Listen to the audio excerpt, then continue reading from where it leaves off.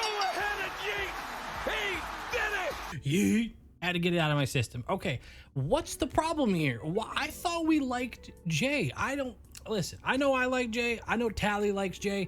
I feel like everybody I talk to is into Jey, and then all of a sudden, he finally gets the big dub. The dude gets his title. He gets the Intercontinental Championship, and now it's a problem. Help me. This isn't, I'm asking, why? Why is this so hated? Like, I shouldn't say it's like globally hated. I'll admit, it feels like most of the interactions that I've seen, people are pretty down with this and they're really excited for Jey, but I'm seeing a pretty passionate side of the internet wrestling community. And before you start writing the comment of you just stay off Twitter and just to stay out of the internet wrestling community, I just can't. So that's not an option. So because I'm seeing it, I want to talk about it. And before we get to why and how I feel like it's just strange that this is such a hated decision by I'll call it probably a somewhat minority group, I want to share why this victory is pretty meaningful for me personally. Most of you know that I've been watching wrestling for about a year and a half. The first show I ever went to was SummerSlam 2023 in Detroit.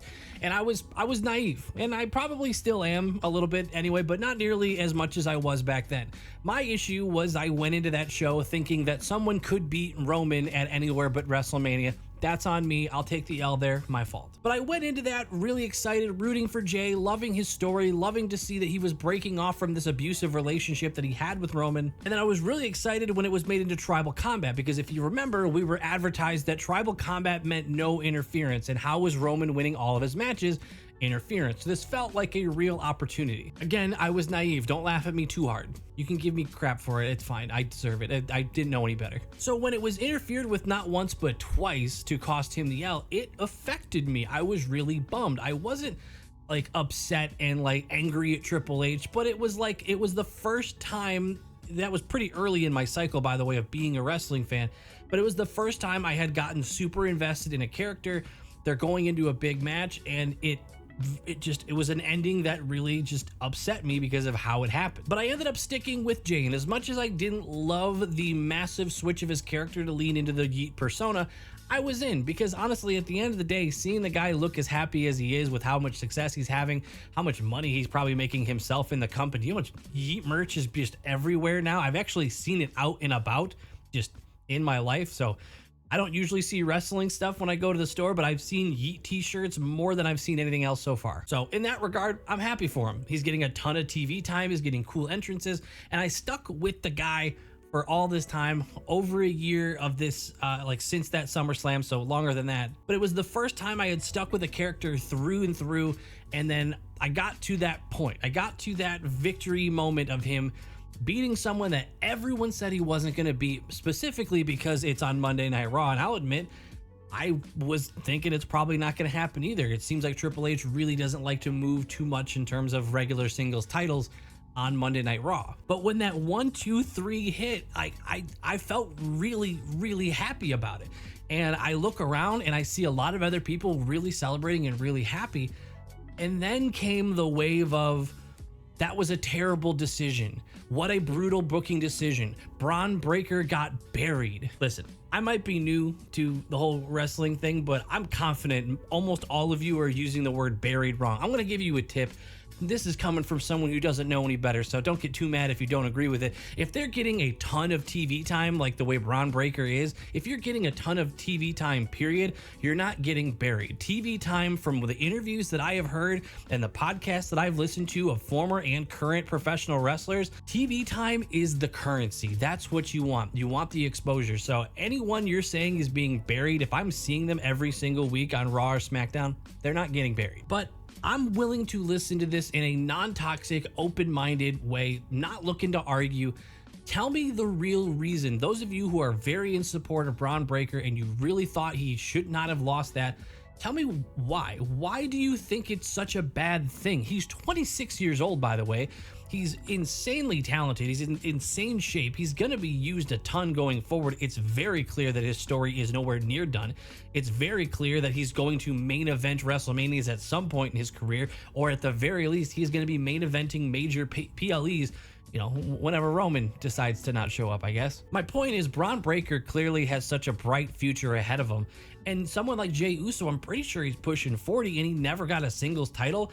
How do you not feel good for the guy that who's been with the company and he's doing so much for the company right now, but I just don't get it. Like it actually, it's kind of mind blowing to me to be this upset that he's actually finally getting a singles title after like 14 or 15 years or whatever they said it was. I have watched a ton of old matches at this point and seen a ton of like classic superstars that part of the reason that they were, you know, their accolades that get listed are how many times they won a title. You know how you win something 10, 15 times, you lose it 9 or 14 times.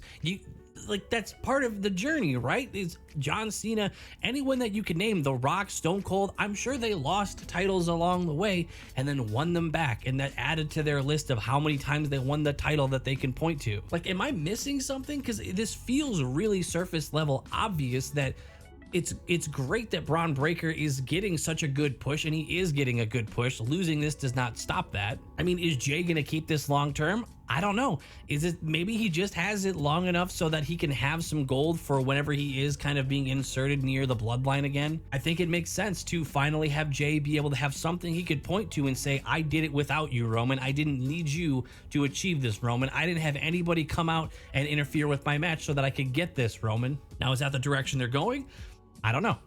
I'm just saying it's not like he had to have this gold after the bloodline situation that he's probably going to be involved in. And Bron Breakker is still being booked like such a beast. Let's talk more about Bron Breakker actually. So from what I understand, I heard somebody confirm it in earlier portion of this, but I remember him specifically losing to Sami the first time. Why? Because he underestimated his opponent. He was arrogant. He was cocky. It's like being called up from the minors up to the big leagues, thinking you're still gonna dominate everyone, and then like, oh, okay, I didn't take you seriously, and you know, I ended up slipping up and I lost. Hell, one point in this match, maybe even twice, but I know at least once, he had Jey for the pin and he let go before 3, just being cocky. So I think it's important to recognize that within the matches that he's losing, he's developing a character and something you can expect. You can expect that a character flaw that he has is that he is too cocky. He is too confident in himself, and he looks down on his opponent, even though that opponent earned their way to that spot.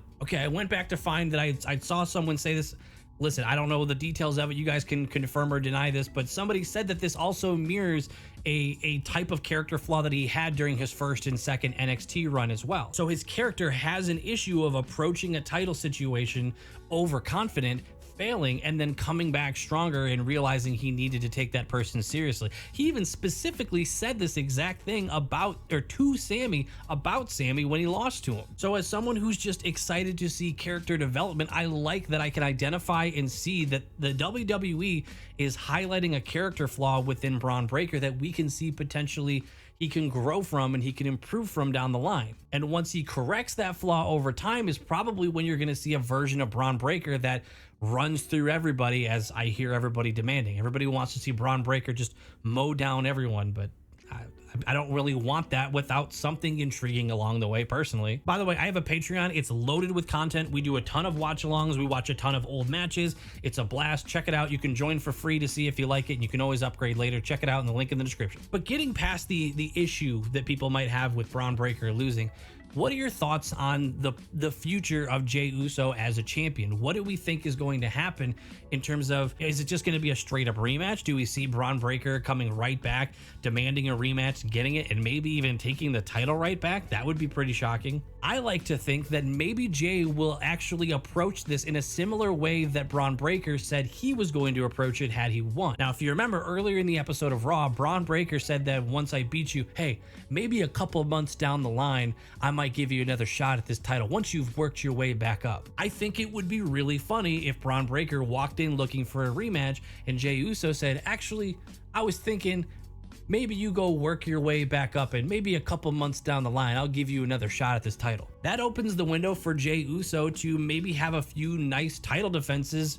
against whoever. I don't even know who it would be. I would love to, if you have any ideas of who it would be fun to see Jey feud with while he's got the title. And then if they stick to that come back in a couple months idea, I would be completely fine with Bron Breakker coming back and winning the title back in 2 or 3 months, something along those lines. I personally don't have an issue with the title moving around every few months. I don't feel like any character needs to depend on the title, and if they do depend on the title, then they're not that interesting of a character in my opinion. And as it pertains to the future of Bron Breakker, I think while Jey is doing these title defenses maybe every couple weeks or at the future PLEs, I think Bron Breakker, I think it would be cool to see him get to fight the likes of maybe an Ilya Dragunov or whoever to work his way back up.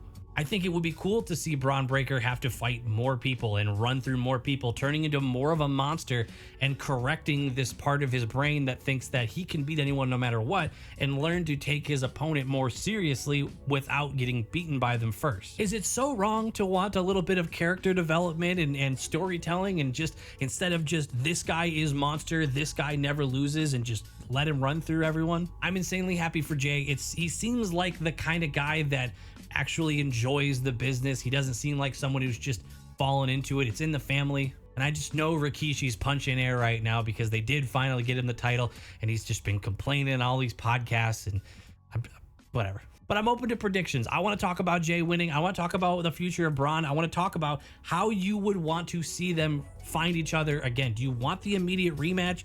And if you do, why? Instead of just saying, oh, well, I want it on Bron Breakker so we can go back to destroying people. Why? Like, dig a little deeper for me. I'm very interested in knowing what you would want to happen and why. You guys already know I'm active in the comments the first day the video goes up, so I'll be looking forward to discussing this more down there.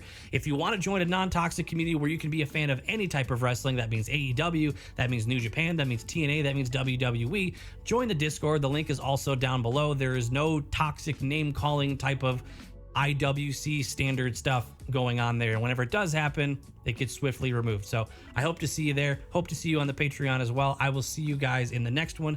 And thank you to the patrons that are flying up the screen. See you guys.